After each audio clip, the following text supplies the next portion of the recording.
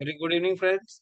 ये हमारा जो है मार्च 2024 का जो स्पेशल ड्राइव का जो हमारा पेपर हुआ था मार्च 2024 में, जो 70% का जो हमारा होता है एनालिसिस, ये एलडीसी एग्जाम, एलजीएस एग्जाम जिसको हम लोग आमतौर पे कहते हैं, उसका हम पेपर एनालिसिस कर रहे हैं मार्च 2024 का दोस्तों। सबसे लेटेस्ट पेपर है अब तक का ये। ठीक है, तो इसका एनालिसिस जरा हम लोग कर लेंगे। तो सबसे पहला जो ब्रिज से रिलेटेड क्वेश्चन का ही हम कर रहे हैं, हम सिर्फ ब्रिज से रिलेटेड क्वेश्चन का एनालिसिस अभी यहाँ पर हम कर रहे हैं। तो पहला क्वेश्चन है हमारा, drop and curtain wall is provided. ठीक है, यहाँ तो आपके सामने आंसर भी है वैसे, लेकिन मैं आपको जो है ना रेफरेंस के साथ बता दूंगा। ड्रॉप एंड कर्टन वॉल क्यों प्रोवाइड करते हैं? To reduce the velocity of flow, to reduce the scouring effect of the stream, to reduce settlement of bridge, और नन ऑफ दिस। तो बेसिकली आपको मैंने एनेक्स्चर भी दिखाया था अभी, एनेक्स्चर 2/2। एनेक्स्चर 2/2 हमने देखा था ना, उसके अंदर हमने पूरा डायग्राम देखा था। तो बेसिकली जहाँ शैलो फाउंडेशन होता है ना ब्रिज में, जहाँ शैलो फाउंडेशन होता है, वहां पर हम लोगों को drop and curtain wall provide करना पड़ता है। ड्रॉप वॉल जो हमारी डाउनस्ट्रीम में, कर्टन वॉल अपस्ट्रीम में हम प्रोवाइड करते हैं। तो मकसद होता है जो स्कोरिंग जो होती है ना, उसको रिड्यूस करने के लिए। रेफरेंस यहाँ पे दिया पैरा 818, तो हम वहां पर जाएंगे अभी। ओके, देखिए दोस्तों, यहाँ पर para 818, design of for protection work. तो उसमें minor bridges, most of minor bridges are on open foundation, they have to be properly protected by a well designed flooring system. This will include floor, curtain and drop wall. Length of floor and depth of drop wall will be on the basis of cover depth. Scour depth के ऊपर depend करता है। क्या कहा? On the basis of scour depth ना, scouring के ऊपर ना, कितना स्कवरिंग होगा उसके ऊपर डिपेंड करता है। तो ये आपको यहाँ पे रेफरेंस मिल गया कि स्कवरिंग के आधार पर होता है। ठीक है ना, to reduce the scouring effect of the stream. ठीक है, नेक्स्ट क्वेश्चन हमारा है, एल्कोमीटर इज यूज। देखिए हमने पिछले लेक्चर में भी देखा था इसके बारे में ना, एल्कोमीटर इज यूज। हाँ, एक बार एग्जाम में पूछा ड्राई फिल्म थिकनेस के लिए कौन सा इंस्ट्रूमेंट यूज कर सकते हैं, या ऐसा पूछा था। अब यहाँ पर सीधे कहा कि एल्कोमीटर किस काम में इस्तेमाल करते हैं, तो distance camber thickness of paint. हमको इसका आंसर मालूम है दोस्तों, पेंट की थिकनेस के लिए। Reference para 217.3D, point number 2, वहां चले जाते हैं। Para 217, point number 3D2। देखिए para 217 point number three, three में जाना है हमको। ये वन चल रहा है हमारा, two, and then this starts three, A B C D, D1 and then comes D2। यहाँ पर measurement of dry film thickness, the following instrument may be use for to measure the dry film thickness. तो ये क्या है? Elcometer, magnetic thickness gauge. तो ये आपका क्या करता है? आपका थिकनेस ऑफ पेंट कोट को ना, most of the instruments work on magnetic or electromagnetic principle and indicate the total thickness of the paint coat including the primary readings। ठीक है ना, तो ये आपको समझ में आ गया है कि नहीं? तो ये पेंट थिकनेस के लिए आप क्या यूज करते हैं? एल्कोमीटर को इस्तेमाल करते हैं। ठीक है, तो थिकनेस ऑफ पेंट हो गया। नेक्स्ट क्वेश्चन हमारा, dynamic augment. Dynamic augment is, ये दोस्तों मैंने इसको बहुत ढूंढा, मुझे कहीं पर ये आपके मैनुअल में नहीं मिल पाया, तो मैंने इसको जरा नेट से ढूंढ के निकाला है डेटा इसका। What is mean by dynamic augment of bridge? Dynamic augment is wind effect on railway bridge, temperature effect on railway bridge, impact effect on railway bridge, और earthquake effect on railway bridge. Actually loading से related चीज है कुछ तो impact effect on railway bridge, ये answer उन्होंने दिया है। ठीक है, तो ये यहाँ पर मैंने आपको इसके लिए, आपके सहूलत के लिए यहाँ पर मैंने थोड़ा सा इसको ऑलरेडी डेटा ले रखा है। ये देखिए यहाँ पे मैं थोड़ा सा आपके लिए जूम इन कर देता हूँ, so that you can understand it, see it clearly. Dynamic augment also known as hammer blow is a vertical flow force that alternates between adding to and subtracting from a locomotive's way on a bridge. This force is transferred to the track by the driving wheels of many steam locomotive. It's an out of balance force on the wheel, also known as overbalance. तो basically क्या है dynamic augment? क्या है? Alternate adding and subtracting, है ना। तो क्या है? बट एक फोर्स है। क्या है ये? इम्पैक्ट इफेक्ट ना, क्या है? ऑल्टरनेट एडिंग सब्ट्रैक्टिंग, मतलब लोड आना जाना आने, यानी क्या होता है? इम्पैक्ट। क्या होता है? इम्पैक्ट होता है। तो क्या है? इम्पैक्ट इफेक्ट ऑन ब्रिजेस है। तो क्या है ये आपका? इसका आंसर क्या है? डायनेमिक इम्पैक्ट का इसका आंसर क्या है? Impact effect on bridge. Reference यहाँ पर आपको, vertical force alternate between adding to and subtracting from a locomotive weight on a bridge. ठीक है, नेक्स्ट क्वेश्चन की तरफ आगे बढ़ेंगे हम लोग। Select most critical crack in आज ब्रिज। देखिए पैरा 208 है दोस्तों इसका रेफरेंस। हाँ, ये तो मुझे याद हो गया। चैप्टर नंबर 2 ब्रिज का बहुत इंपॉर्टेंट है दोस्तों, इसको कोई छोड़ेगा नहीं गलती से भी। बहुत क्वेश्चंस बनते हैं इसके अंदर, कहाँ से बन जाएगा क्वेश्चन आप नहीं बोल सकते। तो select most critical crack in आज ब्रिज। अब आज ब्रिज में कहाँ कहाँ क्रैक आते हैं, तो कई क्रैकों में से उन्होंने ले लिया। एक लिया ट्रांसवर्स क्रैक इन आज ब्रिज, दूसरा लिया लॉन्जिट्यूडनल क्रैक इन आज ब्रिज, तीसरा है आपका क्रैक इन स्पैंड्रेल, फिर पैरापेट का लीनिंग, ये बहुत सारी चीजें। तो ये 3 क्रैक है। इनमें से क्या कहा, कौन सा सबसे डेंजरस क्रैक है। ठीक है, तो पैरा 208 जैसे मैंने कहा पॉइंट नंबर 1 के अंदर यहाँ दिया गया है। ठीक है दोस्तों, यहाँ मैं थोड़ा सा ना आपको रेफरेंस दिखा देता हूँ, लेकिन मुझे यहाँ पे आपको डायग्राम बना के एक्सप्लेन करना होगा ये सारी चीजें। तो मैं आपको पहले पैरा में लेकर चले जाता, पैरा 208 में, पैरा 208 में लेकर चलता हूँ मैं आपको। देखिए मेंटेनेंस ऑफ आर्च ब्रिजेस दोस्तों, यहाँ पे पैरा 208 है, इसके अंदर पॉइंट नंबर 1 है defects in arch barrel barrel proper. अब इसके अंदर क्या क्या होता है, कौन कौन से क्रैक्स आते हैं, देखिए आप पहले देखिए, मैं आपको थोड़ा सा यहाँ पे सामने दिखा रहा हूँ। Defects in arch barrel proper, extension of cracks from sub structures to arch arch barrel, यानी सब स्ट्रक्चर में क्रैक है। What is sub structure in arch, abutment होगा या आपका पियर होगा, उसमें कोई क्रैक होगा, वो आर्च बैरल में जाने लगा। ठीक है ना, तो ये क्रैक किस तरीके का होगा, डिफरेंशियल सेटलमेंट के कारण होगा। तो it will be due to, देखो as such crack is resting on sub structure, the cracks in sub structure due to differential settlement may extend through the arch barrel also and may appear as longitudinal crack. ठीक है, ये हो गया यानी longitudinal crack, that is cracks parallel to the direction of traffic. ठीक है, एक ये आपने समझ लिया। दूसरा आपको बताते हैं कि ये एक तो ये हो गया, ठीक है, ये हो गया आपका कैसा है, लॉन्जिट्यूडनल क्रैक। दूसरा आपका है ट्रांसवर्स और diagonal crack in arch barrel. ठीक है ना, ट्रांसवर्स और diagonal cracks in arch barrel, पहले तो यहाँ पे आपको आंसर भी यहाँ पे क्लियर मिल जाएगा, ट्रांसवर्स और diagonal cracks in arch barrel यानी इंट्राडोज में। ठीक है ना, उसके अंदर these cracks are serious in nature, these cracks are serious in nature and indicate presence, and these indicate presence of tensile stresses at the intradose। ये क्या दर्शाते हैं कि इंट्राडोज में टेंसाइल स्ट्रेसेस इंड्यूस हुए हैं। These are generally noticed in the vicinity of the crown of the arch in the initial stages. They have a tendency to progress in diagonal or zigzag direction in stone masonry arches। ठीक है, these cracks indicate serious weakness in the arch and need proper investigation। ठीक है, ये हो गया, ये 2 crack हो गए आपके। कौन कौन से क्रैक के बारे में बात हो गई हमारी, 2 क्रैक के बारे में हमने बात कर ली, ट्रांसवर्स के बारे में बात कर ली, लॉन्जिट्यूडनल के बारे में बात कर ली। अब अगला है crack in spandrel, crack in spandrel wall. ठीक है ना, तो उसको भी देख लेते हैं। Crack in spandrel, crushing of masonry यहाँ पर हो गया, लूजनिंग ऑफ वॉजॉइस हो गया, or longitudinal crack in arch away from spandrel. These cracks may occur due to differential deflection of the part of arch barrel subjected to live load and remaining part। ठीक है, एक part में load ज्यादा एक में जरा कम है, तो स्पैंड्रल वॉल में क्रैक आ जाती है, स्पैंड्रल वॉल जो हमारी होती है उसमें crack. These cracks may occur due to differential deflections of the part of arch barrel subjected to live load and the remaining part। Such cracks may be seen between the adjacent tracks or between the tracks and spandrel wall। ठीक है, ये हो गया, ये longitudinal crack in arch away from spandrel wall. ठीक है, अब इसको मैं आपको ना डायग्राम के साथ में सब एक्सप्लेन करता हूं दोस्तों। आपने ये देख लिया कि सबसे मोस्ट क्रिटिकल क्रैक, यहाँ पे तो आपको पूरी वर्डिंग मिल गई बाकायदा, यहाँ पे उन्होंने लिखा हुआ है ट्रांसवर्स क्रैक और diagonal cracks are serious in nature and indicate presence of tensile stresses at the introduce. तो ये तो आंसर हो गया, ये तो आपको आंसर मिल गया, रेफरेंस भी आपको हमने बता दिया था। अब यहाँ दोस्तों देखो, ये क्वेश्चन जो है ना, मैं आपको बता रहा हूँ कि कई लोगों को मैंने पढ़ाने के टाइम भी शायद ये बताया होगा कि ये जो पेपर में क्वेश्चन आया था, तो कई लोग ऐसा कह रहे थे कि अरे ये तो बहुत ही टफ पेपर था, ये तो हमको समझ में नहीं आया कि कहाँ से, तो पूरा मैनुअल में कहीं दिया ही नहीं है। तो ऐसी बात नहीं है कि मैनुअल में नहीं दिया, देखा आपने पूरी की पूरी लाइन उन्होंने मैनुअल से उठा के दी है। अब यहाँ पर दोस्तों बात आती है स्ट्रेटेजी ऑफ स्टडिंग की। हम में से कई लोगों की मेंटालिटी ये रहती है कि अरे कुछ कुछ साल के पेपर हम लोग ले लें, उसको एनालाइज कर लें, उसका आंसर रट लें, इसी में से पेपर आता है और कहीं बाहर से आता नहीं, तो हम धोखे में पड़ जाएंगे। क्योंकि वन ऑफ माई फ्रेंड काफी सालों से तैयारी करने वाला हमारा एक दोस्त है, और अच्छा वो मेरिटोरियस स्टूडेंट है, भले वो इंटरव्यू तक क्रैक नहीं कर पाता, बट थ्योरी हर बार वो निकाल लेता है।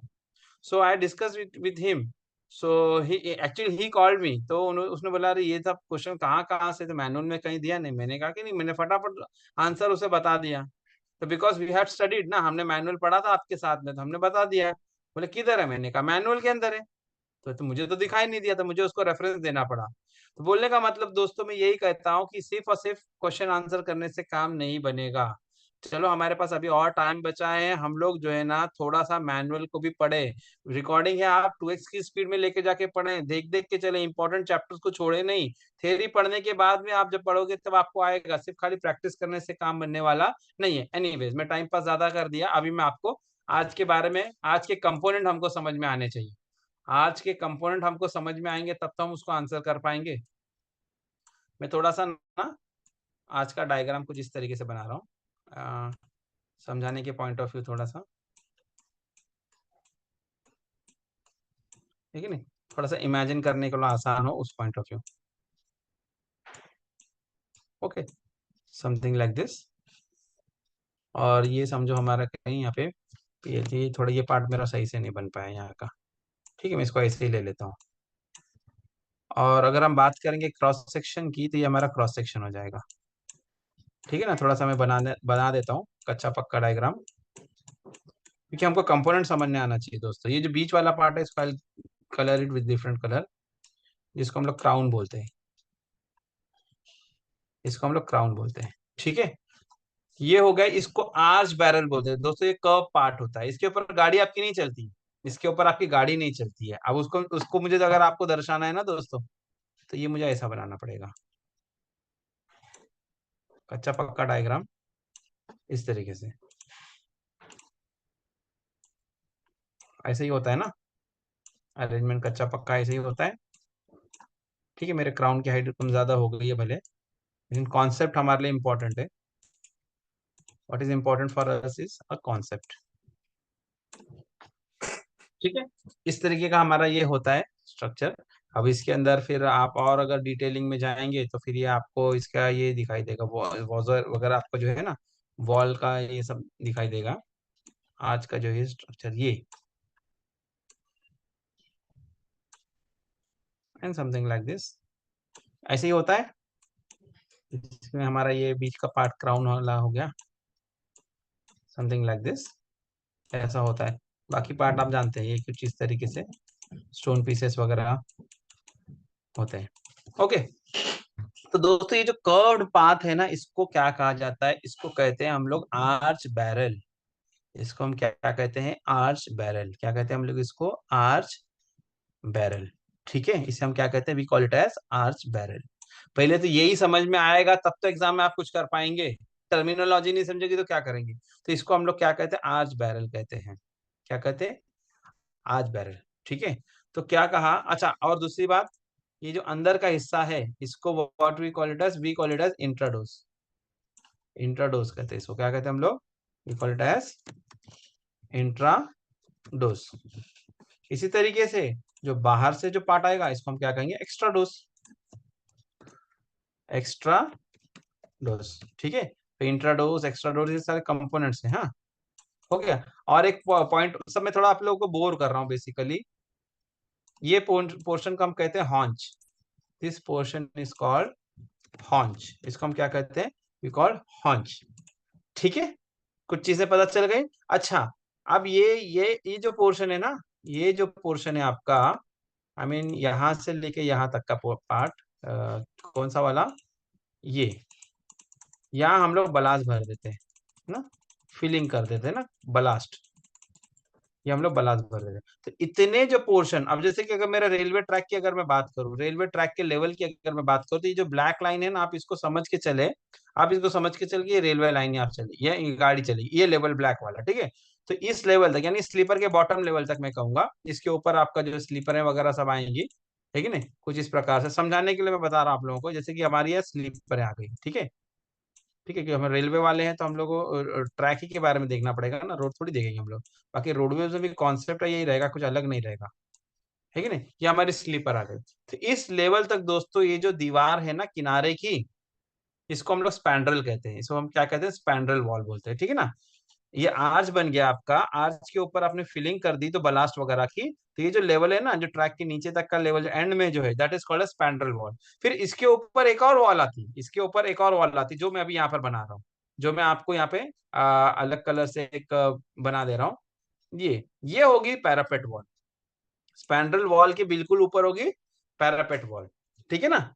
आप समझ गए, कंपोनेंट्स आज के समझ में आने चाहिए हम लोगों को। ओके, अब चलो अभी बात करते हैं हम लोग अब हम बात करेंगे आज में क्रैक के, ठीक है ना। तो पहला उन्होंने क्या कहा उसके बारे में देख लेते हैं। फर्स्ट व्हाट दे सेड, उन्होंने कौन सा क्रैक कहा वो देख लेते हैं हम लोग। पहला कहा transverse crack in arch barrel, arch barrel में transverse crack. What is mean by transverse? पहले मैं यहाँ ये सारी चीजें हटा देता हूँ ताकि ये आप लोगों को कंफ्यूजन क्रिएट करेगी। अभी आपको कर्वेचर समझाने के लिए मुझे ऐसा बनाना था, ठीक है। ये राउंड है, अभी आप समझ गए ना, यू आर स्मार्ट वेरी। हाँ हाँ, बहुत आप लोग समझदार है, आप लोग समझ गए, ठीक है। अब यहाँ पर हम बात करते हैं क्रैक की। क्या कहा? Transverse crack in arch barrel, ये आर्च बैरल है, इसके अंदर ट्रांसवर्स क्रैक आ गया। ट्रांसवर्स क्रैक या फिर डायगोनली ट्रांसवर्स ना, ये वहां यहाँ नहीं लिखा है लेकिन मैनुअल में हमारे लिखा है, ठीक है ना, डायगोनली ट्रांसवर्स क्रैक। दोस्तों ये लॉजिक से समझ में आता है। देखिए एक क्रैक ये हो, चलो एक ट्रांसवर्स ही रखता हूँ, दूसरा क्रैक में अलग कलर से लेता हूँ, दूसरा क्रैक में अलग लेता हूँ। Longitudinal crack in arch barrel, longitudinal crack in arch barrel, ठीक है, longitudinal crack in arch barrel. Okay, ये हो गया। और तीसरा है स्पैंड्रल वॉल में crack, crack in spandrel wall. Spandrel wall तो एंड में है, उसके अंदर जो है, जो अगर आपको स्पैंड्रल वॉल अगर यहाँ देखना है डायग्राम के अंदर, तो यहाँ पे कुछ इस तरीके से मैं बना के बता सकता हूँ आप लोगों को कि स्पैंड्रल वॉल कुछ इस तरीके से होगी, तो इस तरीके से जाएगी आगे, ठीक है ना, ये स्पैंड्रल वॉल, तो इसमें क्रैक, ठीक है। तीन अलग अलग चीजें हो गई। दोस्तों स्पैंड्रल वॉल को थोड़ा टाइम के लिए हम लोग इग्नोर करते हैं, हम लोग खाली आर्च बैरल को देखते हैं, आर्च बैरल को देखते हैं। अब आप खुद लॉजिक लगाएं कि लॉन्जिट्यूडनल क्रैक अगर आया, ठीक है, आना नहीं चाहिए, क्रैक तो क्रैक होता है, ठीक है। ये एक लॉन्जिट्यूडनल क्रैक है अलोंग द लेंथ, यानी कि हमारी जो गाड़ी चलेगी ऐसा चलेगी ना, आज पे से ऐसा, ये देखो ये डायग्राम देखो तो आपको समझ में आएगा। गाड़ी हमारी ऐसी चलने वाली, और इसी लाइन में अगर क्रैक है तो ये वाला क्रैक है, ये लॉन्जिट्यूडनल क्रैक होगा, ब्लू वाला, ठीक है। ये क्रैक अगर दोस्तों होता है, ये क्रैक अगर दोस्तों होता है, तो इतने खतरे की बात नहीं है, क्योंकि डिफरेंशियल सेटलमेंट, डिफरेंशियल सेटलमेंट यानी उन्होंने यहाँ जो बताया ना कि जैसे कि अबटमेंट में या पियर के अंदर कोई क्रैक आया, तो क्रैक नीचे से क्या हुआ, देखिए क्रैक कैसे आया, ये वाला क्रैक कैसे बना, ये वाला क्रैक कैसे बना, नीचे अबटमेंट या पियर में कोई क्रैक था, ये पहले नीचे आया, नीचे से धीरे धीरे धीरे धीरे ये गया ऊपर को चला गया। यानी इसका अगर क्रोनोलॉजी समझेंगे, इसका क्रोनोलॉजी अगर आप समझेंगे, तो क्रैक पहले नीचे था, नीचे से धीरे धीरे धीरे धीरे धीरे धीरे धीरे ये इस तरीके से प्रोपोगेट होने लगा। आई बात समझ में? डेंजर है ये भी क्रैक, लेकिन इतना डेंजर नहीं है, इसके अंदर गाड़ी नहीं गिर जाएगी आपकी, खाली ये ऊपर नीचे, यानी ये पोर्शन समझो, समझो ये सेटलमेंट हो रहा है विद रिस्पेक्ट टू दिस, यहाँ पे सेटलमेंट है, तो ये दरार आएगी कि नहीं, तो अप्स एंड डाउन से, तो आप इसका इलाज कर दें, ठीक है। लेकिन अब ये दूसरे क्रैक की बात करते हैं, ट्रांसवर्स क्रैक। ट्रांसवर्स क्रैक यानी कि हॉरिजॉन्टल क्रैक, ठीक है, ये इस तरीके से प्रोपोगेट हो रहे हैं, ठीक है। मैंने यहाँ पर एक बनाया था, मैं थोड़ी दो चार और बना देता हूँ, ठीक है ना। इस तरीके से मैंने यहाँ पे कुछ और क्रैक्स बना दिए, ओके। तो दीज क्रैक्स का मतलब क्या है, ये क्रैक इधर से डेवलप हो रहा है, देखिए ये क्रैक कहाँ से डेवलप हो रहा है, नीचे देख रहे हैं आप लोग, मैं जो बना रहा हूँ ये इधर पे डेवलप हो रहा है। इसका मतलब क्या है कि इसमें टेंशन, इंट्राडोज में टेंशन आ गया, टेंशन आ गया, यानी कि क्या हो गया, अभी जो गिरेगा ना आपका ये, अभी जो ये क्रैक इतना डेंजर है कि सीधे के सीधा आपका जो जैसे एक स्लैब होता है ना, स्लैब नीचे आ जाना, बिल्कुल ऐसा हो जाएगा। ये जब गिरेगा तो सारे के सारे पीसेस अलग हो जाएंगे आपके, आपका जो आज बैरल है टुकड़े टुकड़े में बढ़ जाएगा, और सीधे क्या होगा, they will fall down, they will fall down because of tension being created.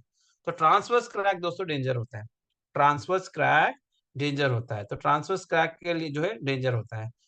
तीसरा उन्होंने स्पैंड्रल वॉल के अंदर बताया, तो स्पैंड्रल वॉल में भी क्रैक कब आता है, कि जब एक तरफ लोडिंग ज्यादा एक तरफ लोडिंग, जैसे कि मान के चलो upline down line, upline and down line है, ठीक है। अब वैसे परिस्थिति में क्या होगा, वैसे परिस्थिति में क्या होगा भाई, जब मान के चलो अगर डाउन लाइन में लोड बहुत जा रहा है, लोड बहुत जा रहा है, अप लाइन में इतना नहीं जाता है कि नहीं, तो क्या होगा, एक पर पोर्शन पे लोड ज्यादा लगेगा, एक तरफ कम लगेगा, तो ये स्पैंड्रल वॉल में भी क्रैक डेवलप होने के चांस है। इवन लॉन्जिट्यूडनल क्रैक भी इसका कारण हो सकता है, लॉन्जिट्यूडनल भी हो सकता है, इसी तरह से स्पैंड्रल में भी ऐसा कारण हो सकता है क्रैक डेवलप होने। तो सबसे डेंजरस क्रैक कौन सा है, transverse crack in arch barrel, ठीक है।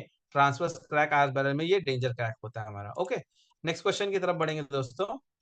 In case of water crossing danger level in bridges, ये अभी देखा हम लोगों ने पिछले पेपर में, है कि नहीं, पिछले पेपर में हमने देखा ना अभी, क्या था, in case of water crossing danger level in bridges, तो क्या किया जाए, डेंजर लेवल को वाटर अगर क्रॉस कर रहा है तो हम क्या करेंगे, तो क्या कहा, स्पीड रेस्ट्रिक्शन इंपोज करेंगे, ट्रैफिक को सस्पेंड करेंगे जब तक पानी कम ना हो जाए, अगला कहा ट्रैफिक को सस्पेंड करेंगे जब तक जिम्मेदार व्यक्ति आके साइड को इंस्पेक्ट ना कर ले और उसको ट्रैफिक को सेफ ना कर दे, safe for running traffic declare ना कर दे। चौथा का है ब्रिज वॉचमैन को पोस्ट करेंगे, ठीक है ना। तो देखो किसी ना किसी दर्जे में दोस्तों पढ़ने में सभी सही लगता है। आप कहेंगे कि भाई पानी डेंजर लेवल के ऊपर गया तो भाई स्पीड रेस्ट्रिक्शन इंपोज करेंगे, गाड़ी की स्पीड कम कर देंगे। ये स्पीड रेस्ट्रिक्शन तब हम लोग कम करेंगे जब कुछ अनयूजुअल हो रहा है या ये प्रोसेस मतलब पानी नजदीक आ रहा होगा तो हो सकता है, लेकिन डेंजर लेवल पार करने का स्पीड रेस्ट्रिक्शन इंपोज करने से नहीं होगा। दूसरा क्या कहा, ट्रैफिक ही सस्पेंड कर देंगे, लेकिन कब तक, क्या कहा, जब तक पानी उतर ना जाए। ठीक है, पानी उतर ना जाए। तो ट्रैफिक सस्पेंड करना तक तो ठीक था, लेकिन ये कहा ना जब पानी उतर ना जाए, यहाँ गड़बड़े। पानी उतरने ना उतरने से क्या है भाई, पानी उतर गया और कुछ डैमेज हो गया तो पानी मान के चलो उतर गया, लेकिन हमने बाद में देखा कि जो है कवरिंग हो गई बहुत ज्यादा पियर के आसपास में, डेंजर लग रहा है, तो क्या, तो नहीं, या कोई स्पैन वगैरह ही डैमेज कर दे तो पानी उतरने से क्या लेना देना। भाई पानी आया था ट्रैक पर और पता चला कि नीचे से पूरा जो है आधा कंपोनेंट ट्रैक का आपका ब्रिज पर आया, ब्रिज का कुछ कंपोनेंट लेकर चला गया, वॉश अवे करके चला गया और ट्रैफिक सस्पेंड किया तो बोले पानी उतर गया, आप लेके चले जाओ, ट्रैक है नहीं है, क्या फर्क पड़ता है। Is it true? नहीं, इसके लिए उन्होंने कहा till water recede is not the correct answer. आई बात समझ में आपको? तो क्या कहा उन्होंने, ट्रैफिक बी सस्पेंड है, ट्रैफिक को सस्पेंड करेंगे कब तक, till a responsible person inspect the site and declares it safe for running traffic. उसका declaration, track safe certificate important है। पानी उतरना नहीं उतरना ये कोई अहमियत नहीं रखता है, पानी रहने दो वहां पर, डेंजर लेवल के नीचे तक आने दो, डेंजर लेवल तक रहने दो।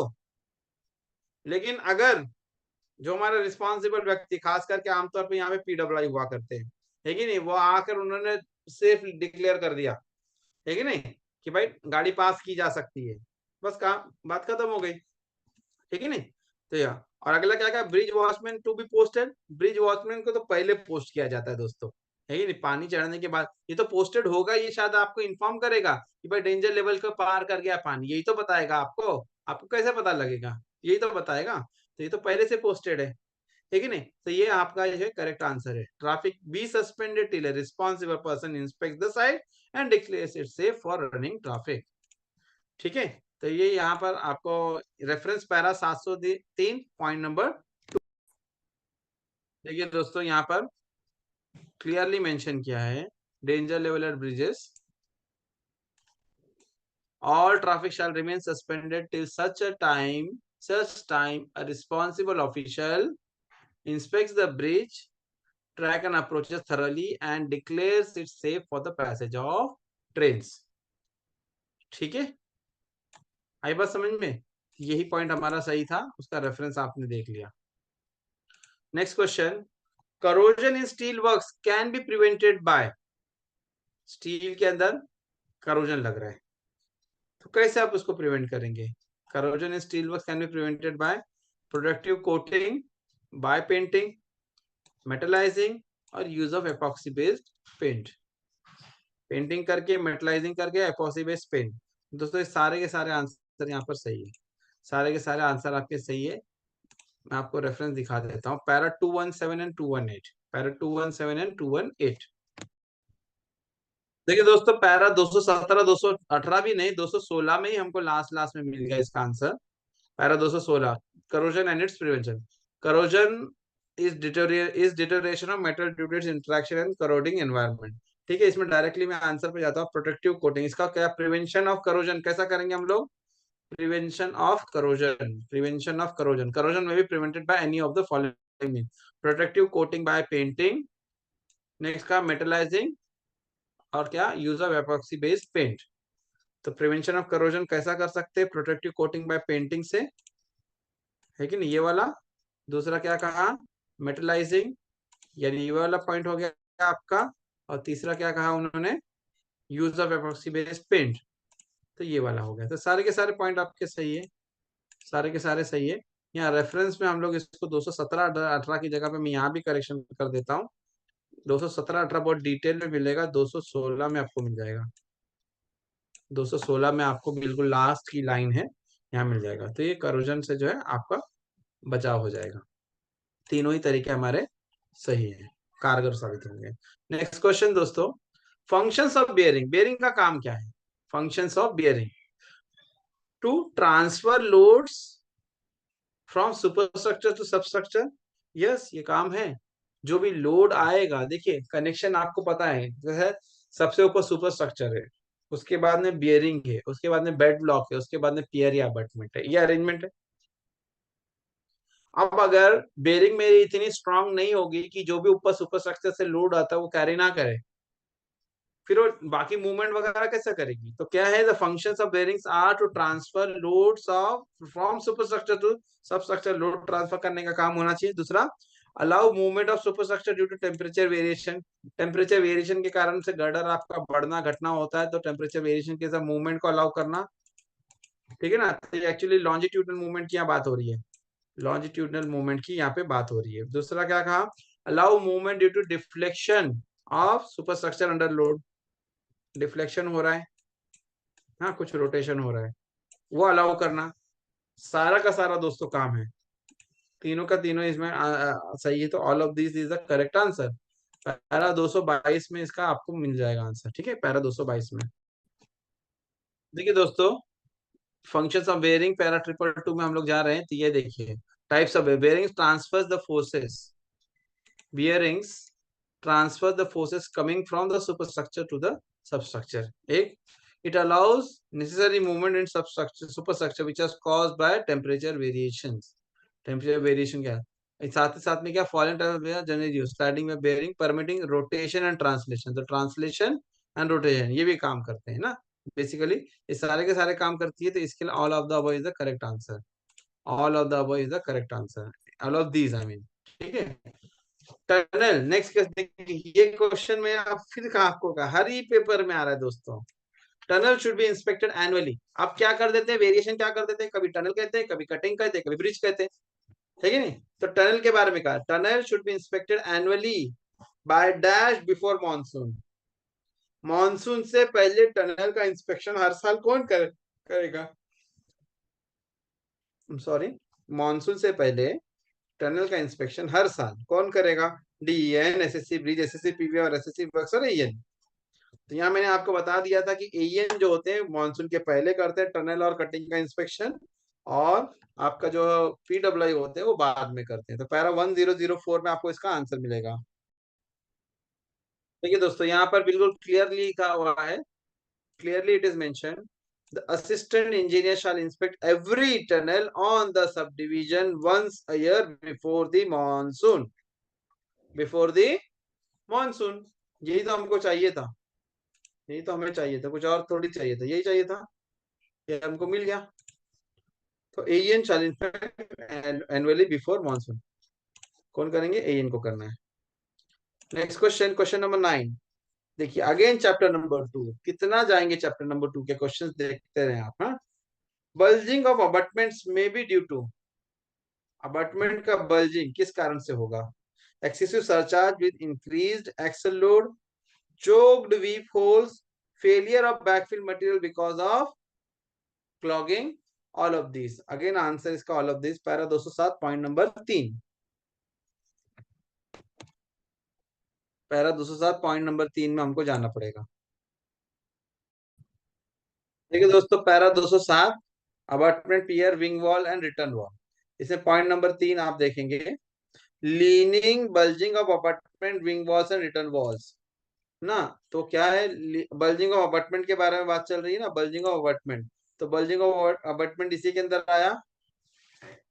तो कारण क्या है इसके पीछे, यही तो पूछा हमसे, व्हाट आर द रीजंस, क्यों बल्ज होते हैं ये? तो क्या कहा, the abutments wing wall and return wall में बल्ज और lean due to either excessive back pressure or undermining of foundation. Of this excessive earth pressure could be due to either buildup of hydrostatic pressure caused by choked weep holes or excessive loading beyond design capacity. ठीक है ना, ये समझ लिया आपने? क्या कहा, ये आपकी जो अबटमेंट विंग वॉल वगैरह जो बल्ज होती है वो एक्सेसिव अर्थ प्रेशर की वजह से होती है। This excessive earth pressure could be due to either buildup of hydrostatic pressure यानी कि वाटर प्रेशर बढ़ने से, cause by choked weep holes, weep hole आपके चोक हो गए तो, और excessive loading beyond design capacity, beyond design capacity. तो देखिए ये points, excessive surcharge with increase axle load आ गया, चोक वीप होल्स भी आ गया। ठीक है, नेक्स्ट क्या कहा, failure of backfill material because of clogging, clogging की वजह से बैकफिल मटेरियल का फेलियर।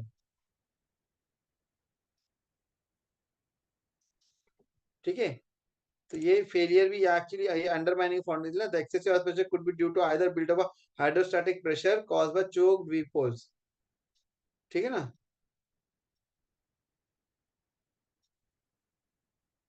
ठीक है, तो ये सारे के सारे आ गए इसके अंदर, ठीक है नहीं। The excessive earth pressure can be taken care of by either providing mason, cement, concrete buttress. Backfill material should be granular, should not contain expansive soil like black cotton soil.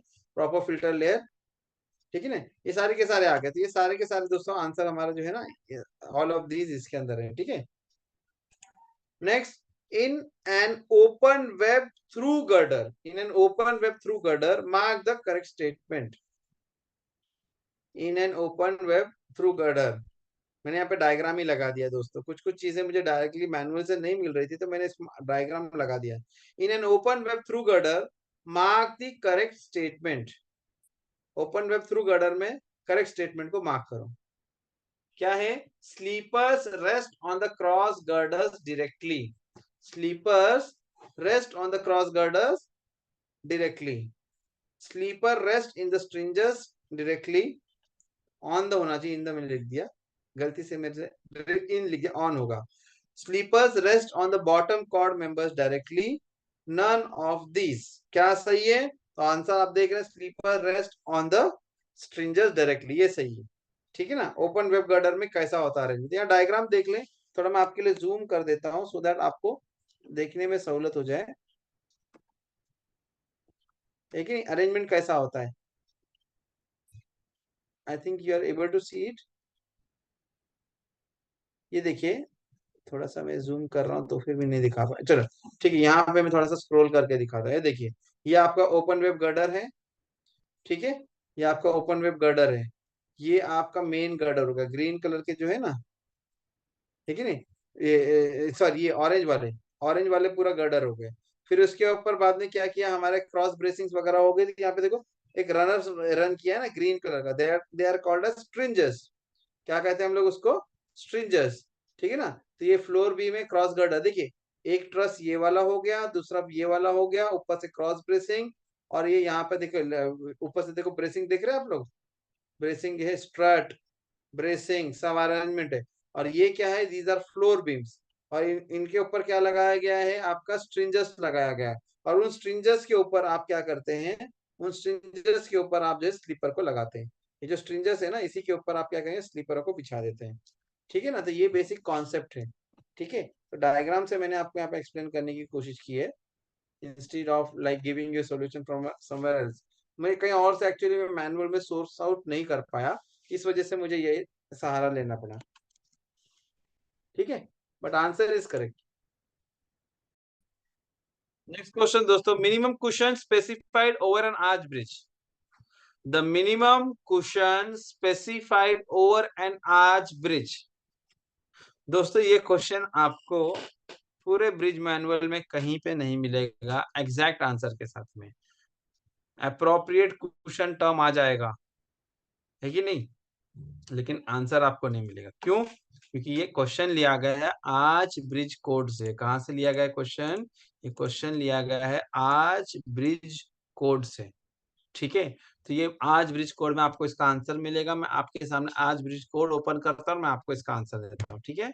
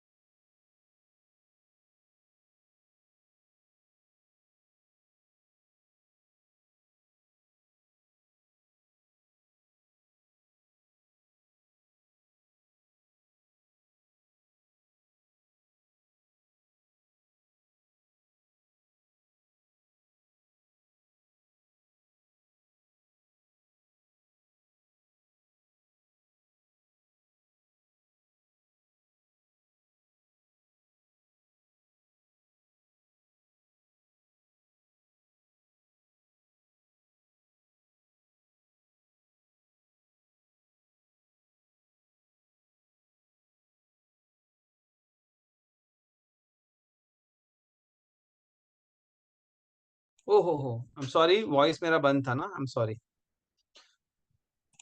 Sorry.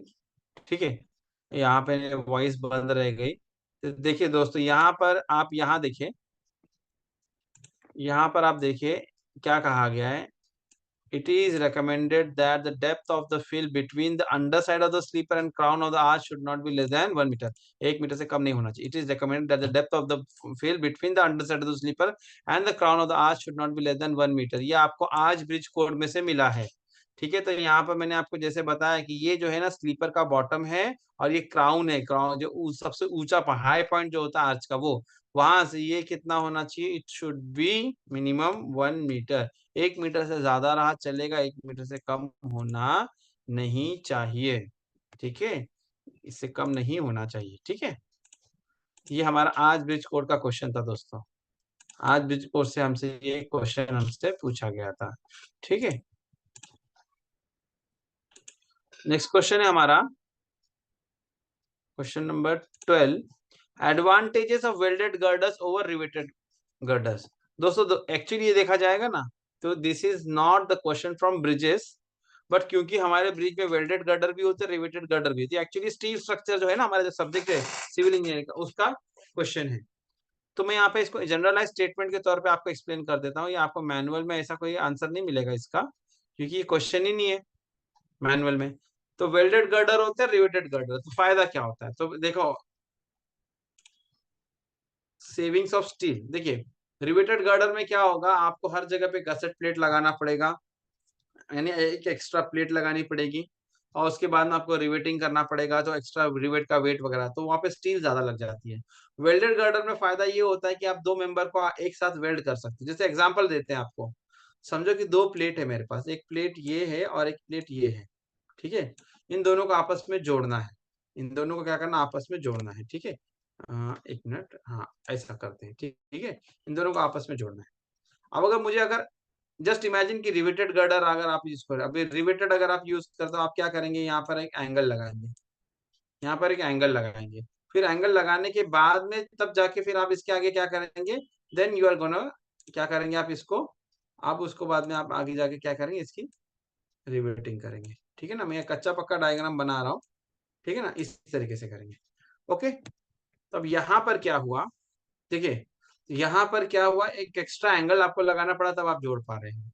ठीक है, दूसरा क्या कहा, requires less maintenance. Welded girder के बारे में कहा है कि मेंटेनेंस कम लगता है, चलो मैं उसके बाद में जाता हूँ। ठीक है, तीसरा, eliminates need of non standard, eliminates need of non standard roll section. अब देखिए, अब यहाँ पे जो ये टी सेक्शन बनाना था, यहाँ एंगल लगाना पड़ा ना, तो आपको क्या है, एक सेक्शन लगाना पड़ा, तो मेटल भी ज्यादा लग रहा है आपका, फिर बाद में आप रिवेट वगैरह लगा रहे हैं, तो उसका मेंटेनेंस, रिवेट लूज हो गई तो बदली करो, होल ओब्लॉन्ग ऑब्लॉन्ग हो गया उसको रिपेयर करो, फिर रिवेट के बाजू से जो है क्या क्रैक डेवलप होंगे तो उसको अरेस्ट करो, उसके ऊपर गसेट प्लेट वेल्डिंग करो, दुनिया भर का झंझट है। वही, या अगर हम बात करेंगे हमारे इसकी, किसकी, वेल्डेड गर्डर की। अब यहाँ पर अगर यही वेल्डेड गर्डर से करना होता काम, तो हम क्या करते, वेल्डेड गर्डर से काम करना होता तो हम क्या करेंगे, सीधे हमने क्या करना है कि वेल्डिंग इलेक्ट्रोड यहाँ पर लाना है, वेल्डिंग इलेक्ट्रोड यहाँ पर लाना, और यहाँ पर इसको वेल्ड कर देना है। हाँ, उसका डिजाइन एस्पेक्ट जितना होगा उतना करना है, आपने वेल्ड कर दिया, एक्स्ट्रा आपको मेटल नहीं, एक्स्ट्रा आपको कोई सेक्शन नहीं लगा, कुछ भी नहीं लगा, मेंटेनेंस का टेंशन नहीं, वहां पे रिवेट लूज हो जाती है तो आपको क्या करना पड़ता है कि भाई रिवेट को बदली करो, होल ऑब्लॉन्ग हो गया, क्रैक डेवलप हो गया। यहाँ पे जो है आप जो है डायरेक्टली इस तरीके से कोई अरेंजमेंट है ही नहीं, तो कोई मेंटेनेंस का टेंशन नहीं, कोई चीज लूज होने का, सीधे वेल्डिंग आपने कर दिया है, अपने आप में मजबूत होती है welding. Next, eliminates need of non standard roll section. वहां पर रोल सेक्शन आपको एंगल टी सेक्शन या कुछ ना कुछ लगता था, यहाँ पर वो सब की जरूरत नहीं, जो भी मेंबर जैसा उसको उसी पोजीशन ऑफ वेल्ड कर दो, उसी को वेल्ड कर दो। तो ये सारे के सारे एडवांटेजेस है, इसलिए क्या कहा, ऑल ऑफ दिस, सारे के सारे एडवांटेजेस है, ऑल ऑफ दिस इसका आंसर हो गया। Next question, action shall be taken if cracks are notice in the riveted steel girder. Action shall be taken if cracks are noticed in the riveted steel girder। अगर riveted steel girder के अंदर crack develop आ गया, है ना, समझे कि नहीं? कहीं जैसे स्टील गर्डर है, उसमें कहीं रिवेटेड जॉइंट वगैरह है हमारा, वहां पे कोई क्रैक डेवलप हो गया, नॉर्मली प्लेट में क्रैक आएगी,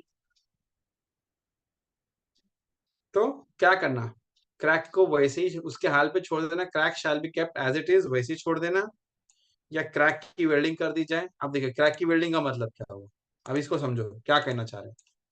ये आप यहाँ पर समझो, एक मेरा एक प्लेट है, और मान के चलो यहाँ पर ये मेरी दरार डेवलप हो गई, क्रैक डेवलप हो गया, या इसको थोड़ा और स्पेसिफिक हो जाएंगे हम लोग तो ज्यादा बेटर होगा। Say I have two rivets here, एक रिवेट यहाँ पर है और एक रिवेट यहाँ पर है। ओके, अब इनके बीच में क्या हुआ, इनके बीच में समझो कोई क्रैक डेवलप हो गई, ठीक है। अब यहाँ पर क्या हो गया, एक क्रैक डेवलप हो गई। अब this crack can be like this, ये एक्सट्रीम केसेस है। दूसरा ये भी हो सकता है कि क्रैक इस तरीके से कहीं चला गया, या ये कहो कि इसी में कहीं पे ऐसा क्रैक डेवलप हो गया। एक तो क्या है, क्रैक को छोड़ दो बोल दिया, दूसरा क्या है, क्रैक टू बी वेल्डेड, दूसरे ने क्या कहा, भाई क्रैक की वेल्डिंग कर देंगे। वेल्डिंग का मतलब, उनका कहने का मतलब क्या है कि यहाँ पर लाके आप क्या करेंगे, मेटल पोर करेंगे, ठीक है, इस तरीके से क्रैक को बुझा देंगे, ऊपर से वेल्डिंग कर देंगे, ये उन्होंने कहा, ठीक है। दूसरा ये, तीसरा क्या कहा, a small hole of 7 mm diameter should be drill at the extremities of the crack. तीसरा क्या है कि ये तीसरा वाला जो है ना आपका जो है आंसर है बेसिकली, जिससे मैं इसको हटा देता हूँ, ये वाला इसको रहने दो, ये वाले को ले लो। अब क्रैक डेवलप होना शुरू हुआ, ठीक है। तो क्या कह रहा है, ये आंसर है आपका बेसिकली, दोनों एंड में एक होल कर दिया जाए। क्या कर दिया जाए, एक hole develop, a small hole of 7 mm diameter का। अब उसका डायमीटर वगैरह उन्होंने यहाँ पे स्पेसिफाई कर रखा है, they have mentioned the diameter as well. तो क्या कहा, यहाँ पर दोनों जगह पर आपने क्या करना है, दोनों जगह पे आपको क्या करना है, 7 mm dia, 7 mm dia hole, 7 mm diameter का होल कर देना है। बेसिकली लॉजिक ये है कि भाई क्रैक धीरे धीरे धीरे धीरे प्रोपोगेट होता, तो लंबाई बढ़ती है, तो एंड में होल कर दिया तो स्मूथ एज आ गया, ये क्रैक आगे जाएगा नहीं। तो ये basically answer, a small hole of 7 mm diameter should be drilled at the extremities of the crack, जिसका रेफरेंस आपको दिखा देते हैं हमारे मैनुअल में से कहाँ पे से पूछा है, तो आपको ये थोड़ा सा आपको कॉन्फिडेंस डेवलप हो जाएगा। तो मैं आपको दिखा देता हूँ ये कहाँ पर है, ठीक है। ये आपको रेफरेंस आपको देते हैं पैरा 213 में, पैरा 213 के अंदर इसके बारे में मेंशन किया गया, जहाँ पे रिवेटेड गर्डर के बारे में, रिवेट्स के बारे में बात हुई है, ठीक है। देखिए दोस्तों, para 213, para 213, cracks in steel work, whenever a crack is detected in the steel work, its cause should be established and further propagation, if any, monitored. As a first remedial step, a small hole of 7 mm diameter should be drilled at the extremities of the crack to prevent its further propagation. अब यहाँ पर हमको उन्होंने confuse करने के लिए क्या कहा, यहाँ उन्होंने हमें कैसे कंफ्यूज किया, उन्होंने उन्होंने यहाँ पर वर्डिंग दे दिया कि रिवेटेड स्टील गर्डर। क्या कहा, रिवेटेड स्टील गर्डर। अब भाई स्टील तो स्टील ही है, रिवेटेड हो कि वेल्डेड हो, तो यहाँ पे सभी के लिए एप्लीकेबल है, चाहे रिवेटेड होने दो चाहे वेल्डेड होने दो। अगर कहीं क्रैक डेवलप हुआ तो आपका टेम्पररी मेजर क्या है, जब भी क्रैक डेवलप हुआ तो आप एक दोनों एंड्स पे साथ साथ में, जैसे मैंने डायग्राम में बनाया ना, एंड्स पे होल ड्रिल कर देंगे एट द एक्सट्रीमिटी यानी एंड पे, to prevent its further propagation.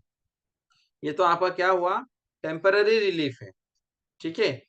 ये फर्स्ट रेमेडियल स्टेप है।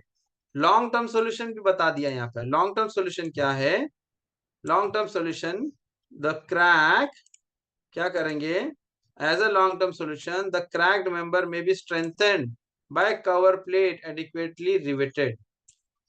क्या करेंगे, उसके ऊपर एक कवर प्लेट लगाएंगे और रिवेटिंग कर दिया जाएगा, ठीक है। The crack member may be strengthened by cover plate adequately riveted. फिर आगे का, if this is not possible, if this is not feasible, the defective member may have to be taken out and repaired and replaced. अगर नहीं possible है तो उसको निकाल के लाया जाएगा, फिर रिपेयर या रिप्लेस उसको किया जाएगा। तो ये स्टील वर्क में क्रैक्स के बारे में यहाँ पे इस तरीके से है, ठीक है। नेक्स्ट क्वेश्चन दोस्तों, बेसिकली लास्ट ही क्वेश्चन है।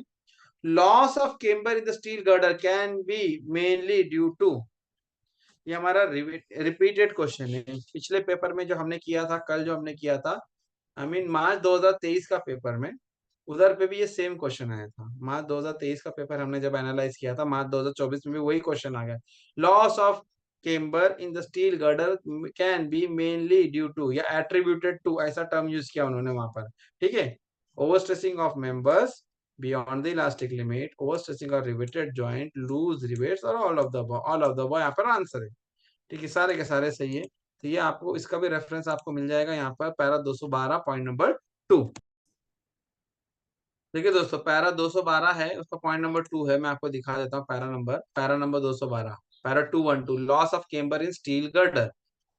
पॉइंट नंबर 2 आप यहाँ पे देखेंगे तो क्या दिया है, loss of camber can be mainly attributed to over stressing of members beyond the elastic limit, over stressing of joint rivets, loose rivets.